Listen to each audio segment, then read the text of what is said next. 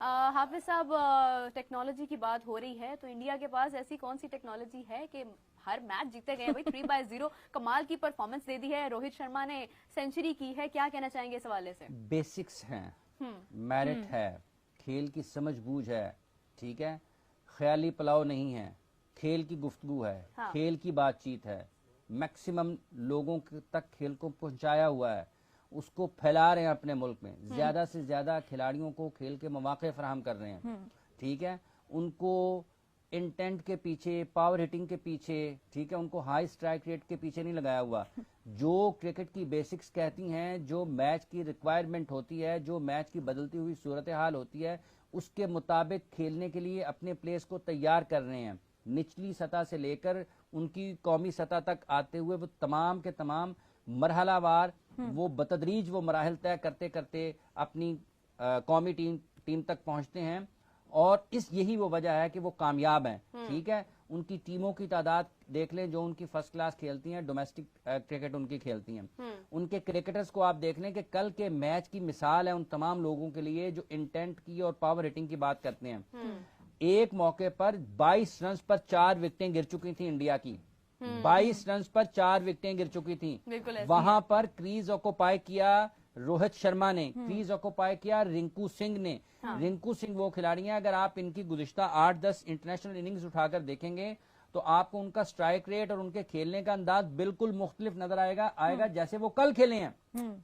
कल उनको जब उनकी टीम को जरूरत थी तो उन्होंने बारी लंबी की है, बिल्कुल ऐसे उन्होंने क्रीज ऑक्यूपाई किया है। उन्होंने ये नहीं कहा कि मैंने इधर भी चलानी है उधर भी चलानी है और 10-15 बॉलों में खत्म करना है। उन्होंने मैक्सिमम बॉल्स जो थे, जब तक कोई बैट्समैन मैक्सिमम बॉल्स को इस्तेमाल नहीं करेगा, यूटिलाइजेशन उसको नहीं आती होगी, रिक्वायर्ड जो उसकी उस वक्त मैच की सूरत हाल है, जो मैच उससे तकाजा कर रहा है कि क्या खेलना है, वो उस वक्त तक आप उसको उससे बेहतर नताइज नहीं ले पाएंगे। कल के मैच में जिस तरीके से उन्होंने बैटिंग की है वो यकीनी तौर पर रोहित शर्मा, इससे पहले 2 मैचेस में उनकी कारकर्दगी को आप देखें, और जब वो 14 माह के बाद रोहित और विराट वापस आए हैं तो बहुत सारे लोगों के जहनों में ये ख्याल आते कि शायद ये इनके लिए T20 क्रिकेट खत्म हो चुकी है।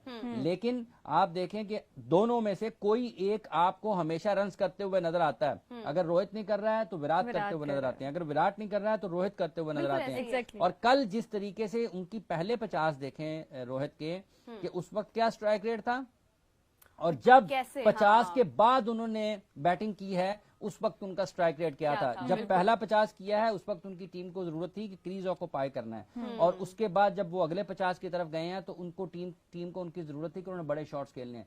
तो जो उनकी फिनिश करते हैं मैच को, जो उसमें उनकी सलाहियत है, वो महारत है जिसमें वो उबूर रखते हैं, उसकी दाद देना पड़ेगी। रिंकू भी उतने ही ज्यादा बासलाहियत है, लेकिन जहां पर आप इंडिया की बात कर रहे हैं, बिल्कुल है, उसी वक्त आपको अफगानिस्तान को भी क्रेडिट देना पड़ेगा कि वो 212 को उन्होंने अप्रोच कैसे किया, उन्होंने उनको जिस अंदाज में अगेंस्ट इंडिया इस मैच में उन्होंने क्रिकेट खेली है, वो उनके एक बेहतर मुस्तकबिल का इशारा है कि उन्होंने वर्ल्ड कप में दुनिया की बड़ी टीमों को हराया समेत पाकिस्तान, और पाकिस्तान के खिलाफ जैसे उन्होंने चेज किया वो भी देखने से ताल्लुक रखता था, ठीक है। 280 समथिंग रन थे जिन्होंने पाकिस्तान के खिलाफ चेज किए। अफगानिस्तान ने भी बहुत शानदार क्रिकेट खेली, ठीक है, और उसके बाद देखें मैच ड्रॉ हुआ, ड्रॉ के बाद फिर एक सुपर ओवर होता है, फिर एक और सुपर ओवर होता है। दोनों जगहों पर आप देखें कि जिस तरीके से उन्होंने अपने बॉलर्स का इस्तेमाल किया इंडिया ने, टैक्टिकली वो आपको लगता है कि खेल को ज्यादा बेहतर तरीके से समझते हुए अपने मुखालिफिन की जो एक हिकमत अमली है उससे बेहतर सोच रहे होते हैं, और मैच को एक दूर जाते हुए मैच को अपनी तरफ खींचने की कोशिश करते हैं। तो कल का जो मैच है आप देखें कि जिस तरीके से इसके बारे में बात हो रही है, और जितनी शानदार क्रिकेट दोनों टीमों की तरफ से, सिर्फ इंडिया नहीं, बिल्कुल आप अफगानिस्तान को भी देखें, उनसे तवक्को नहीं करते हैं कि आप 200 को चेस करने के लिए जाएंगे, और वो ये नहीं कहते हैं कि हम तो खेल के हारे हैं, अच्छा खेल के हारे हैं। देखें कुछ टीमें ऐसी होती हैं, जब आप कुछ नई टीमें होती हैं ना, तो उनका एक प्रोसेस होता है कि पहले वो जीत से बहुत दूर होते हैं, मरहलावार वो जीत के करीब उनका सफर होता है, फिर वो जीत के करीब पहुंचते हैं, जीत नहीं पाते हैं, एक टाइम आता है फिर वो जीतना शुरू कर देते हैं। अफगानिस्तान गुज़िश्ता 2-3 बरस में पाकिस्तान के खिलाफ उन्होंने, आप देखें